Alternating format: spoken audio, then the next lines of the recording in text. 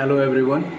सो आज हम बात करेंगे कि है ना स्लीप पे, क्योंकि आजकल देखा जा रहा है कि बहुत सारे लोगों को है ना सोने में समस्या हो रही है। जैसे वो सोते तो हैं 8 और 9 घंटे, बट उसके बाद भी वो लोग है ना रिजुविनेट या ऊर्जावान महसूस नहीं करते हैं।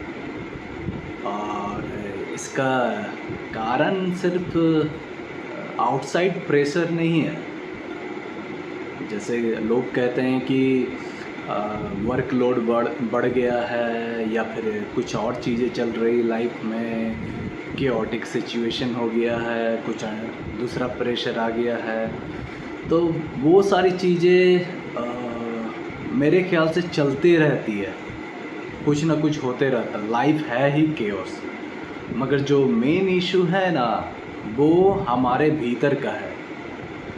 क्योंकि हम लोगों के भीतर कुछ इमोशनल सप्रेशन है, ओवर थिंकिंग एटीट्यूड है, और हम लोग है ना आउटकम को कंट्रोल करना चाहते हैं। तो इसका सिंपल सा सॉल्यूशन हम लोग क्या कर सकते हैं ना, जब भी हम लोग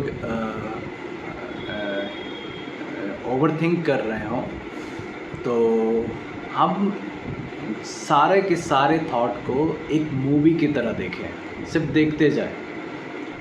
इससे होगा क्या, इससे आप बस देखते जाइए, ऑब्जर्वेशन एज एन ऑब्जर्वर आप है ना बने रहिए, और उसमें से उन्हीं थॉट को चूज़ कीजिए अपने काम के लिए जो आपके राइचसनेस कॉन्टेक्चुअल बेसिस पे खरा उतरता है। मतलब कहने का मतलब है कि जो सही है कॉन्टेक्स्ट के अनुसार,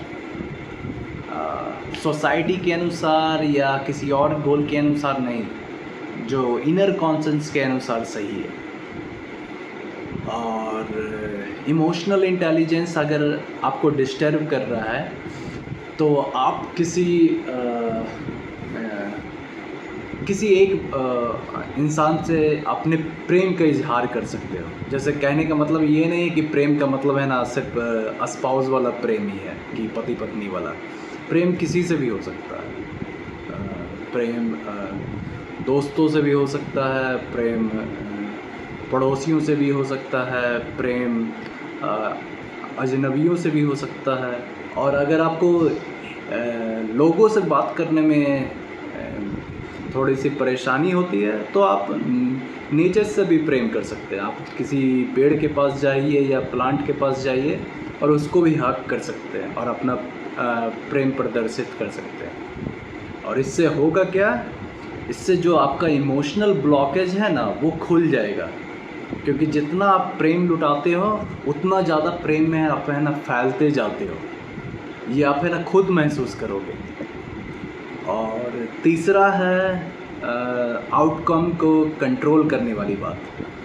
तो हम लोग चाहते हैं कि सारा जो नैरेटिव है हमारे वर्ल्ड का, जो हमारे इर्द गिर्द घूमते रहता है, वो हमारे अनुसार ही चले, जो कि ऐसा कभी नहीं हो सकता है।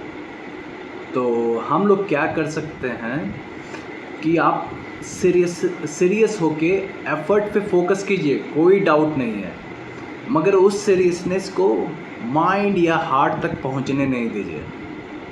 माइंड को सिर्फ और सिर्फ क्लैरिटी के लिए ही रखिए, और हार्ट को सिर्फ लव के लिए ही रखिए।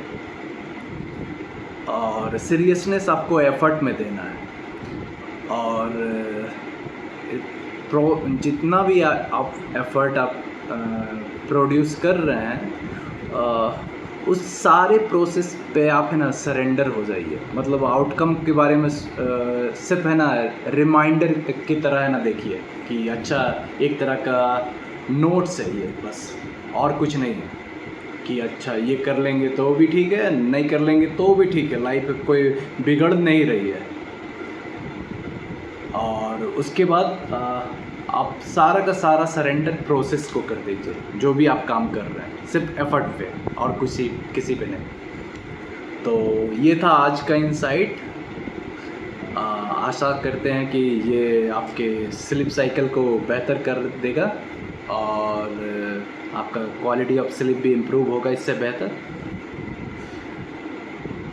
सो तब तक के लिए नमस्कार, शुक्रिया एंड आप सभी को स्नेह एंड प्यार।